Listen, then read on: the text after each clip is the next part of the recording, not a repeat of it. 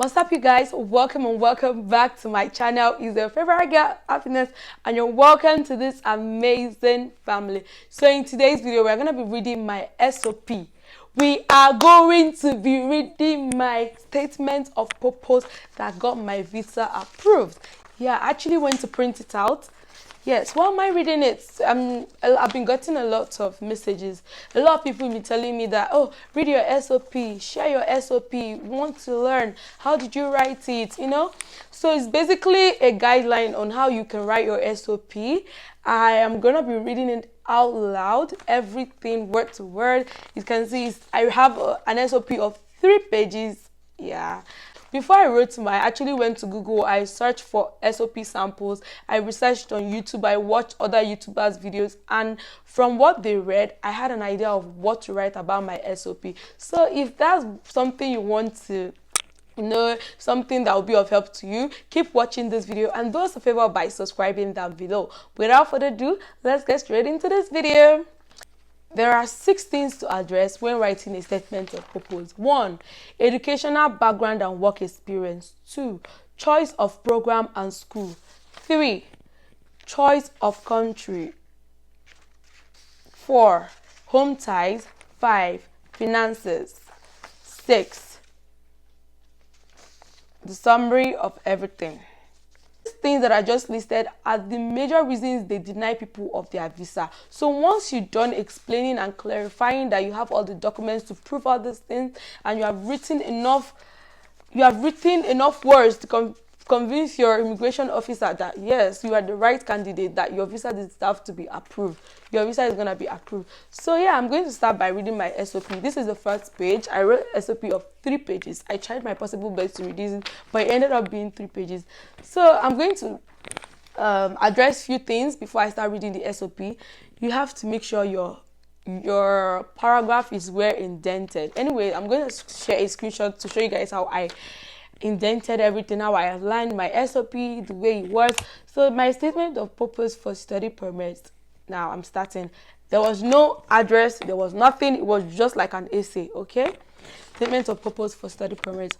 My name is Okeke Chinecherem Happiness, and I'm applying for a study permit, having been accepted to a 4-year program in computer science at the University of Regina, Canada, starting May 5th, 2022. See attached. Acceptance letter and tuition deposit. So anything I mention, I always put something in bracket. I write see attached because I actually attach something to prove that I've been admitted and I have made a deposit tuition I have deposited some money towards my student account. So I wrote see attached and I kept it in the bracket. And then I went ahead to say, this is my second application, as the first was denied in August 2022. So if you haven't seen my video on the reasons why my first visa was denied, click it. I will link it somewhere above and it will be somewhere in the description. Was denied in August 2021 for lack of financial support and personal assets. This letter would address the concern of my previous application with supporting documents and provide you with more relevant information under the following subheading. So I made my letter in form of a subheading. Then I was like, 1, educational background and work experience. And I listed some highlights and talked about it. I went ahead to say, I am a graduate of Taisha Larry Memorial Secondary School, where I majored in science. That was my secondary school. I have worked as a web developer and content creator for Bionaturals Nigeria Limited. I am passionate about technology, always eager to learn, and ready to transfer my knowledge, skills, and experiences to others. At 16, I joined Girl Code Academy for intensive tech training and became the youngest female front-end web developer in my team. After that, to demonstrate my leadership skills, I volunteered to mentor females interested in the tech industry at the Code Africa Mentoring Program. The Code Africa Mentoring Program is a 3-month cohort-style mentoring program specifically designed to pair experienced individuals excelling in their specific tech field with beginners in need of a guide and learning path while helping them grow in the required ways in their career field. My role was to empower, mentor, and guide them on their path of becoming female techies. I influence them by routine checkups, providing resources to learn to code, and giving them a systematic approach to solve problems while training. The impact, because of my action, is that they learned to code, became passionate about tech, and I can say that they learned more than enough to push them through their career of becoming software developers. So this first paragraph, I explained my educational background and work experience. So you have to make sure that if it's your first application, you have to do it like this. If it's a second application, make sure you do it like the beginning, where I said that this letter will address this and that. State it. Tell them that it's not your first time. But if it's the first time, say that it's your first time and you would like to address some points or address some relevant information under the following subheadings. So moving on to the third paragraph, I talked about my choice of program and school. I went ahead to say, considering my deep connection with technology, I have chosen to study and get my BSc degree in computer science. More reason for this is that right from the age of 8, I have always been fascinated with technology and I've seen myself excel incredibly in tech-related subjects in my secondary studies. Therefore, I would like to build a career path with a bachelor's in computer science to be among the women to prove that girls can also study STEM-related degrees. 2. Having researched and read positive alumni testimonials, I chose to study at the University of Regina. Because of the excellent education, the University of Regina is ranked 701 in the academic ranking of world universities by, I reference the person, Shanghai, pardon me if I didn't pronounce it well, Shanghai Jiatong University, and has an overall score of 4 stars according to students' reviews on study portals.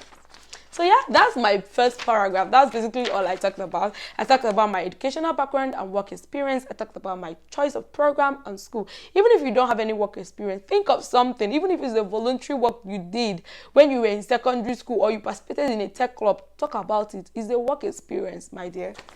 So moving on to the third paragraph, I talked about my choice of country and why I decided to study in Canada. So, 1.1, I chose to study in Canada because Canada is the home to the world's largest tech hub. It has one of the largest sectors for research and development in STEM, ranked among the top 3 in the most educated country in the world and the world's best education system in 2020. This is far in comparison to Nigeria, where most of the education system is still underdeveloped, especially in tech.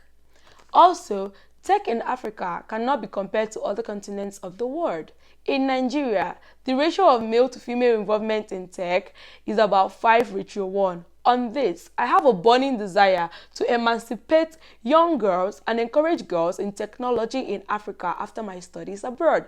So I've not even gone ahead to tell them that I will come back. This point alone tells the officer reading my letter that this girl is going to come back. She has a passion for tech. And after her studies there, she's definitely going to move back to Nigeria and do something for her country.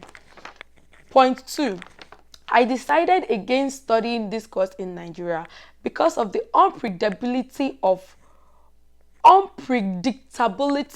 Academic Staff Union of Universities, which is ASU, who embark English is hard.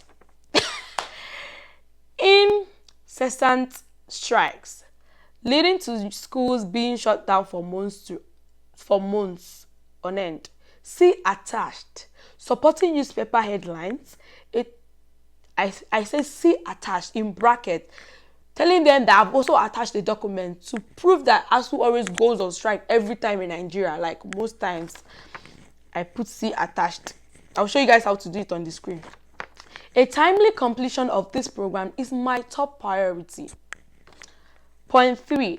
The diversity, relatively low living costs, low crime rate, and overall welcoming feeling according to Times Higher Education make Canada a conducive learning destination for me. The 4th point, given Canada's multicultural population I believe I would have an enriching cultural experience over the duration of my studies. So yeah, these are the 4 things I said about my choice of country and why I chose to study in Canada. Indirectly, I've even told them that I'm going to come back to Nigeria because I said tech in Africa, tech in Nigeria. Like, you have to talk about how what you're studying is related to you coming to Canada. If you're studying medicine, why do you want to study medicine? How is it going to like impact your community, you know? So I talked about why I want to study tech and what I want to do after studying tech here in Canada, and when I come to Nigeria, how I will, make sure you make them prove to them that you're definitely going to come back. That is not when you leave Nigeria, you will not come back again, just forget your home country. Nah, if you say that you never come back, they will deny your visa. So you have to prove to them that you're going to come back, because there is this denial reason. We don't think you will come back after your studies. So to avoid that reason, prove to them that you're going to come back. So the 4th one is home ties. So I went ahead to say, point 1, my foremost reason for returning home is my family, which is a supportive, close-knit unit permanently residing in Nigeria. My extended family and the bulk of my closest friends are all based in my country, except for my eldest brother, who currently lives and works in the USA. So all my family members are in Nigeria, except for my brother. Make sure you mention, if you have someone in Canada, say it. Be honest with them. Write it as if you are talking to someone close to you, Be formal, be informal at the same time, Write as if you are trying to convince someone. Tell them, if you have someone in America, UK, Canada, abroad, talk about it. Some people are like, don't say it, it's going to affect your visa approval, whatever. Say it. What they want you to be is to be honest. So I said I have my brother, he currently lives and works in the US. 2, to prove my home type. So this alone, I've proven my home type, that I will come back. My family, my parents, my sisters, my brothers are all in Nigeria, except for my other brother, who currently lives and works in the US. So this I've proven to them that I have people in Nigeria, whom or people that I will still fall back to in the future. Point 2, I envisage owning a tech company here in Nigeria, where I can practice fully and extend to other parts of Africa. Thus, an understanding of computational thinking and computer science can prepare me for future tech job opportunities and new careers that will arise because of ongoing changes in my country economy towards tech. This can help me achieve my dream of becoming Nigerian Mark Zuckerberg. Yeah, I always have this dream of becoming one of the biggest people in tech, to create one of the solution to big world problem. I always tell myself that I'll be the female Nigerian Mark Zuckerberg. I'm still getting there. By God's grace, we'll get there soon. So I have this passion for tech. I'm very passionate about tech right from the age of 8. So I just explained that, yeah, I need this computational thinking. I need to study computer science to make me to understand more, Just talk about it. Whatever you want to study, talk about it. Give them points why they choose you to study this in their country. So the last but not the least is the finances. Talk about the money. So I'm not going to be stating my exact details, but I'm going to give you as an example. So I said my eldest brother. So my sponsors were my eldest brother and my eldest sisters. I had 2 sponsors, primary sponsor and secondary sponsor, and I went ahead to talk about it in this letter. I said my eldest brother will take full sponsorship of my tuition and all other expenses with the support of my eldest sister, who has deposited some amount of money in my account. You state the money, you don't say some. I'm just saying it in this video. But when you're writing your letter, state that money, state how much that have been put in your account, directly in my account towards my tuition for the first year. My eldest brother didn't stand in as my sponsor. I talked about why my first sponsor wasn't my brother. Why my brother didn't sponsor my first application. My eldest brother didn't sponsor or didn't stand in as my sponsor for the first application, as he was transitioning into his, now the 3rd page, into his most recent full-time job. I stated where he's working and why he didn't sponsor my first application, which he started on. I stated the date my brother started the job, because I actually applied for my first visa before he started his job.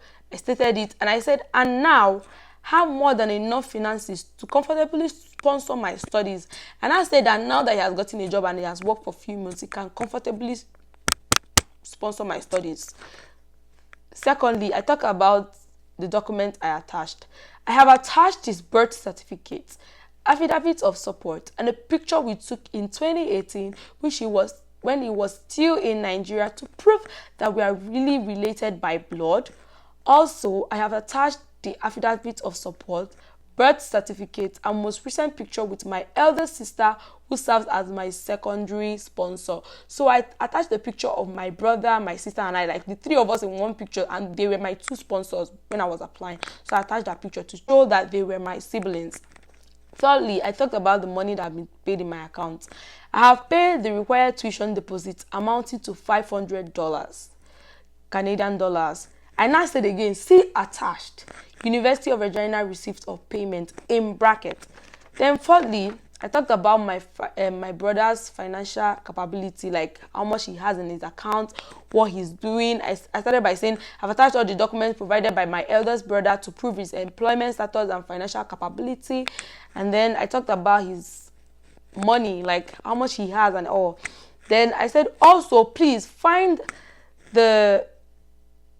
Okay, after I talked about how much he earns, how much he has in his account, his investment and stuff like that, talk about everything, and I said he has pledged to invest in my education and cover all my tuition and living expenses throughout my study in Canada.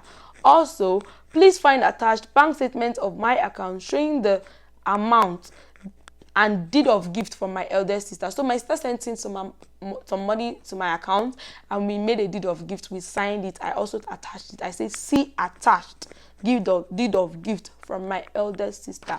Then the last but not the least, I went ahead to summarize everything. Having read the terms and conditions of being a Canadian study permit holder, I understand that being granted a study permit is a privilege and not a right.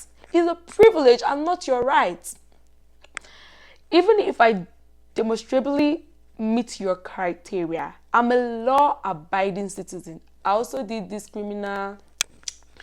There's something you do, you go to the police station and they will give you to show that you are a law-abiding citizen at the Nigerian police station at Ikeja. I've forgotten what it's called, but yeah, I did it. Police background check or something. They will give you a document, you stamp it as attached to your application. And then I said, I'm a law-abiding citizen. And I said, see attached, police character certificate. That's what it is called. And I promise to be of best conduct. You have to assure them that you be of best conduct.